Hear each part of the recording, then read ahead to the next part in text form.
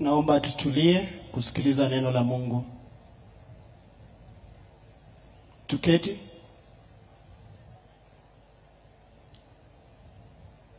Kwa heshima naomba tutulie tusikilize neno la Mungu. Wakristo wapendwa, karibuni kwa somo la pili. Vinavyoonekana ni vya muda, bali visivyoonekana ni vya milele. Somo katika barua ya pili ya Mtakatifu Paulo kwa Korintho.